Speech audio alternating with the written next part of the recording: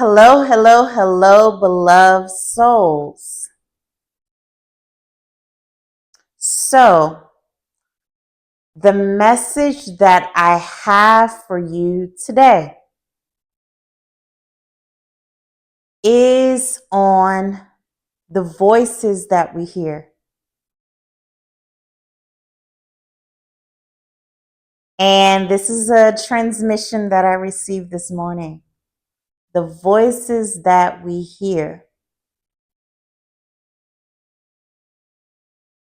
I was in my quiet time and I heard there are 3 voices. You have your voice, you have the voice of divine source, and you have the voice or voices external to you. Okay? So, let's first talk about your voice because we're going to clarify the distinctions of each. Your voice. Your voice,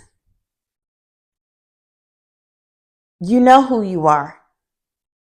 You know your likes, you know your dislikes. Your voice is made up of that. It's made up of your beliefs and your ideals.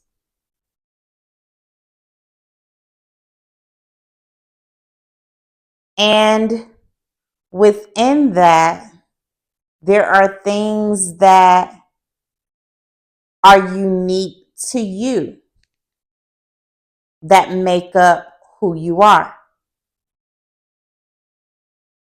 But that's your voice. It originates from you. And then the voice of divine source.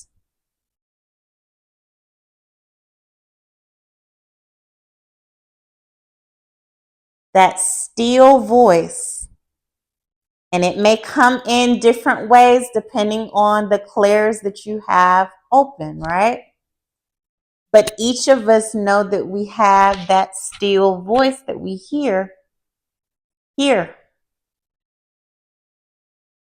And that voice is the voice of truth. That voice is clarity. That voice is guidance. And that voice is unwavering. It does not waver. It is. It gets straight to the point and delivers what is needed in that moment. And then let's talk about the voice or voices external to you. If you are, let's say you're at home and you have your family, the voices external to you would be other family members that are there in that home. If you are at work, it could be your colleagues. Okay? If you are out and about, let's say you're at the restaurant, it could be the voice or voices of the other patrons of that establishment.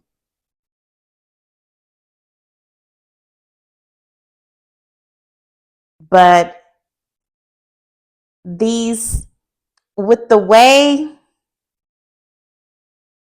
we're created and the way this world is created, right? We're interconnected. And so there are times when you receive messages from another, and you have to become very, very familiar with your voice and the voice of divine source. You need to be able to distinguish, well, what's my voice and what's the voice of someone else.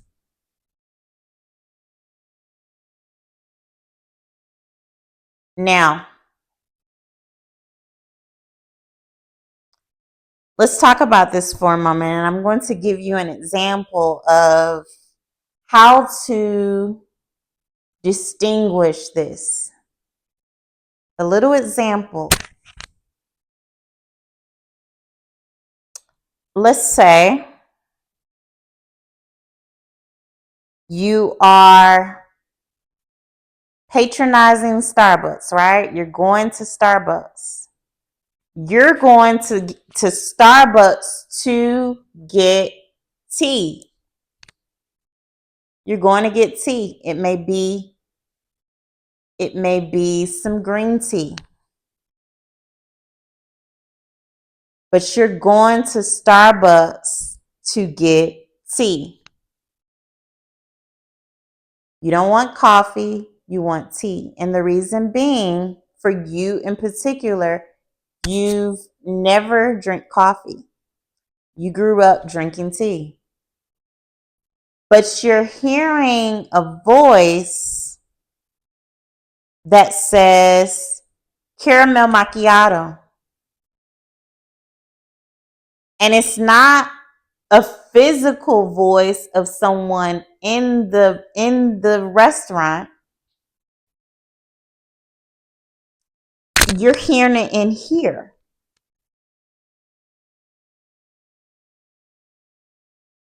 And so in that example, you know that that voice is not of your own. But this is happening every single day throughout the day. Do you know your own voice? Do you know? You know, I thought about this, came in earlier as I was going over this message, that there were times in my walk as a child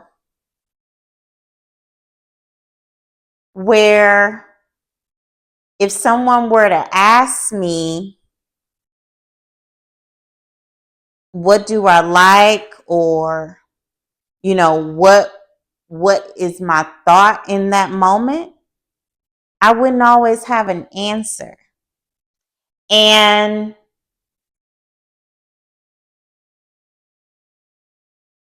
part of that too is like we're raised pretty much to not think. To not think. You go to school, you learn what's in the text and what's taught to you, but it's like we're raised not to think. And so there were times when I didn't have an opinion.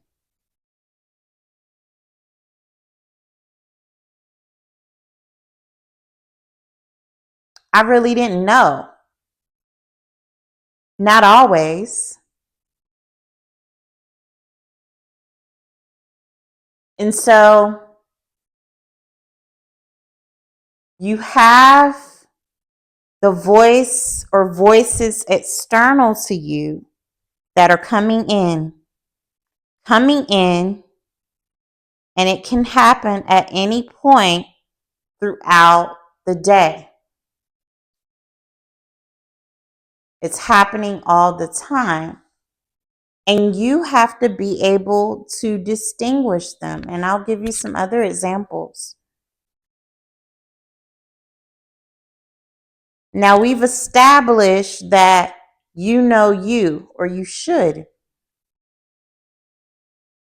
But let's think about childhood. Like I've just shared a little bit of mine. Let's think about childhood, where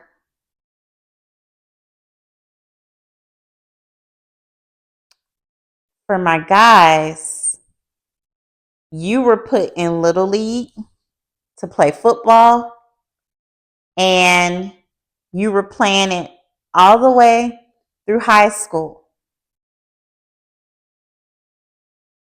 And think about that for a moment. Was that what you really wanted to do? Some of you, yes.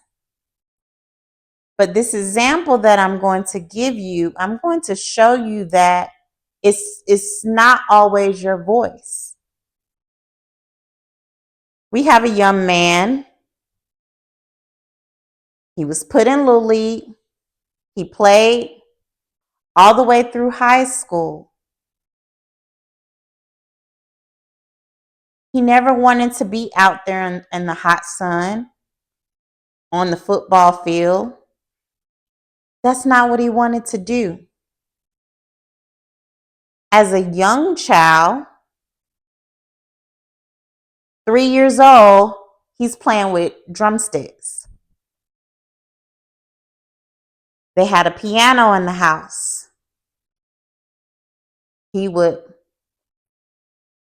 put his fingers on the piano. Now, as a parent, and for any of the parents that are listening to this, pay attention to what your children gravitate to. That is who they are. They are showing you. But in this example, for the parents of this young man, he was showing them that he loved music. At his core, he loved music. He didn't want to be out on that field. And you may ask, well, why was he there? Because he was put in football by his parents. He had a father his father played all the way through and got injured in college just before it was time for him to go pro. And so his father put him in Little League to carry out his dream, not the child's dream, to carry out the father's dream. And this happens a lot. We push what is the very thing that we desire to do or never got a chance to do. We push that on our children. And you have to recognize, well, what are they showing me? And so it was the voice of the father, the beliefs of the father that was different from the child's. That wasn't who the child was. That wasn't who he showed himself to be. Let me give you another one. You're in school and you're in history class. The teacher is discussing some topic in history, right? And you're sitting there at your desk perplexed because you're like, I don't remember it that way. It didn't happen that way. I don't agree with this story. And this very thing happens a lot. It has happened to many of you, many of us. You didn't agree with something that was taught to you, and you still don't agree with it now.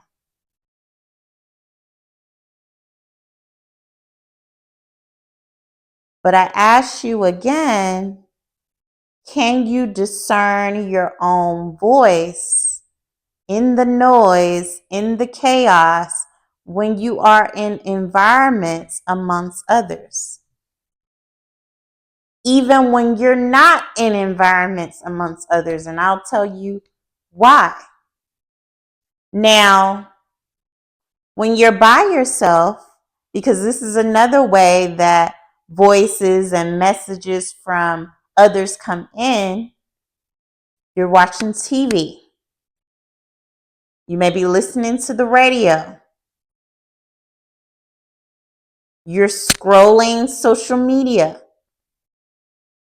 So voices don't just enter when you're in the same space or in someone else's field and you're picking it up. It happens when you're by yourself and you're watching TV or on social media or what have you. So you have to be careful what you're tuning into.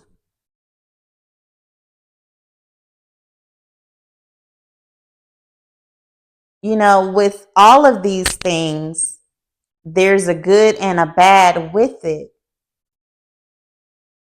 But when you're looking to really hear from divine source and really to know the voice of your own, you got to be clear.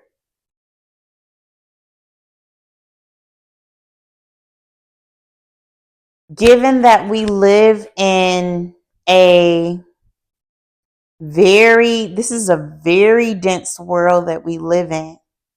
Some places are more dense than others. Can you discern your own voice through the noise? Because when there's a lot of noise, it creates confusion. Confusion. Right now, for some of you, you're not hearing your own voice and the voice of divine source. You're not hearing it because you're still carrying weight. You're still carrying the things that happened in the past. Those things you have not let go. And it's like you're toting a bag around with you. You're in a new environment, but you're still toting around a bag from everything that you had last year and years past.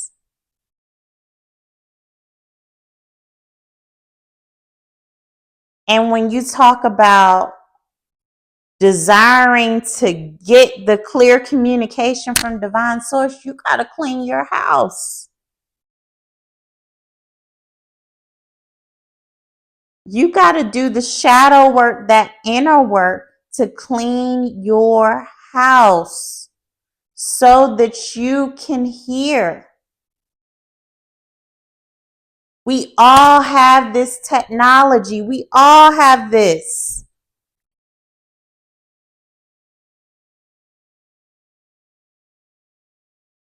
But you got to clear things out to be able to hear.